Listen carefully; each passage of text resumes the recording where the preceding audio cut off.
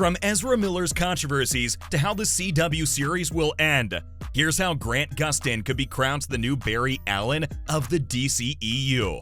It all started with a bunch of rumors. Sources say that the actor playing the character on TV will be playing him on the big screen too. This would align well with the new plans announced by co-presidents James Gunn and Peter Safran. Over half of the DCEU ensemble has been let go, mainly because of the age factor. They're looking for younger actors to play these heroes, which is why Henry Cavill officially announced his departure. Fans weren't happy with the news. Well, half of them. You know how the majority of comic book nerds are with Zack Snyder and his vision, but that's beside the point. I know I mentioned the need for younger actors in these roles, but you should know that Grant is 33, while Ezra is 30. Yeah, I was surprised too. Age aside, one of these actors is less problematic and appeals to the fans in a better way. The CW show has been a long-time fan favorite despite the declining ratings in the last few seasons. I think we can all admit that the first season was peak superhero content. Some say that season is almost as good as Daredevil on Netflix. Imagine that!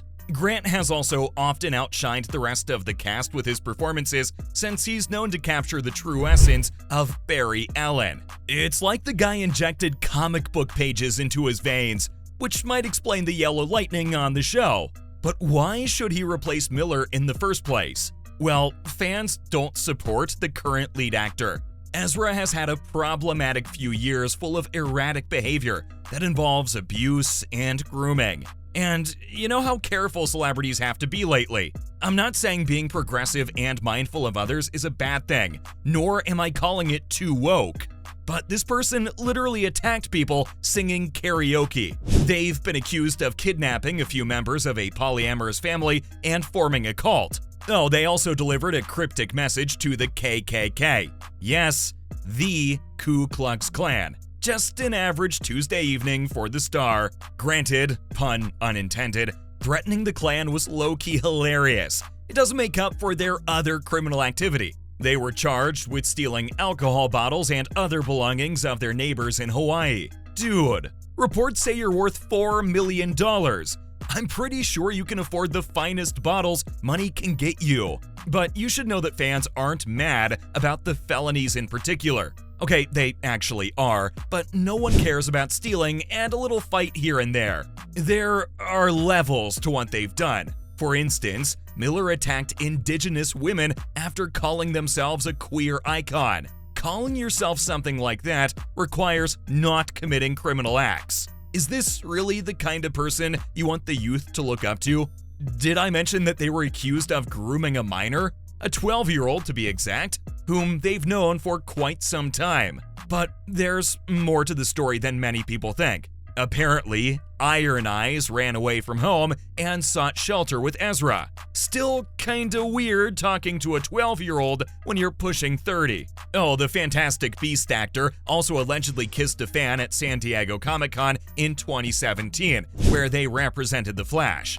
TMZ reports that there was no consent involved in the exchange. Is this the kind of person we want representing DC's fastest hero? Grant is comparatively less problematic. Well, that's from what we know. So is it possible for Ezra to get replaced? The last season of The Flash hints at the recasting. The 9th and last season is currently ongoing. They've already teased Red Death in less than 3 episodes. If you don't know who that is, imagine an evil, super-fast Batman from a different Earth. You should seriously check out Dark Knight's Metal. It's a great run. It also gives you Red Death in action. Since the villain is from a different Earth, you can probably put the pieces together. The multiverse very much exists in DC live action, be it the CW shows or the DCEU. Are you forgetting that iconic moment when Gustin and Miller's Flashes crossed paths? What a plot twist that was! Marvel and DC introducing the concept of multiple universes has become so convenient to introduce new characters. It's also an easy way to bring back old ones for the sake of nostalgia. So would recasting the DCEU's Flash be easier said than done?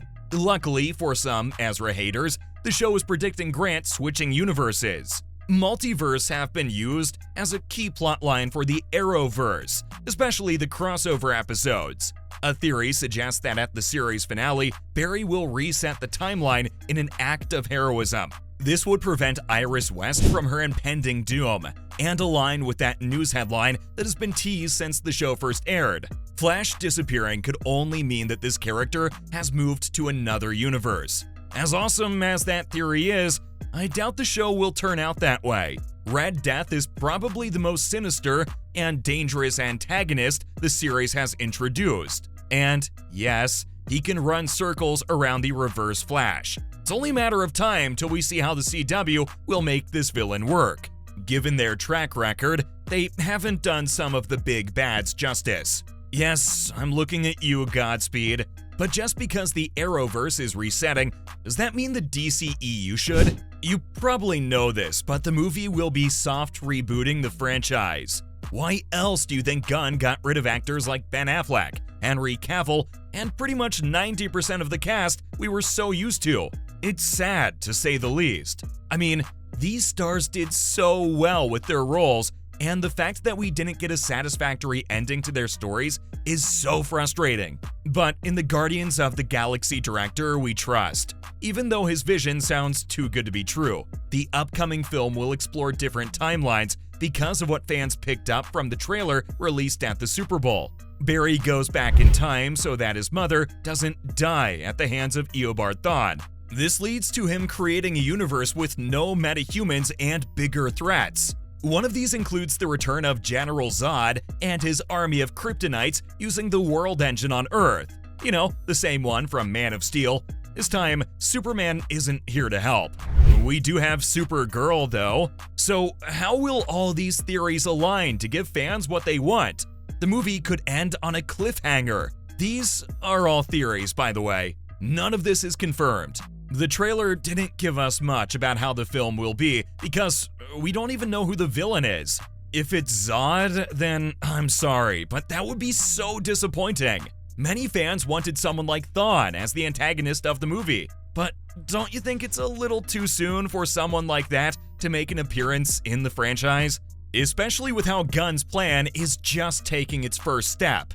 Anyway, The Flash could end with Barry resetting the timeline once again to fix things and undo the damage he's done. This is turning out to be a Flashpoint paradox story, don't you think? It can only get exciting from here. Many people consider Grant to be the definitive version of the Speedster. 9 seasons of experience can help you understand your role even better. Most consider Miller as someone who doesn't get the character at all. The recasting could take place, but chances are a little dim. But those were all the possibilities as to how Grant Gustin could replace Ezra Miller as the Flash.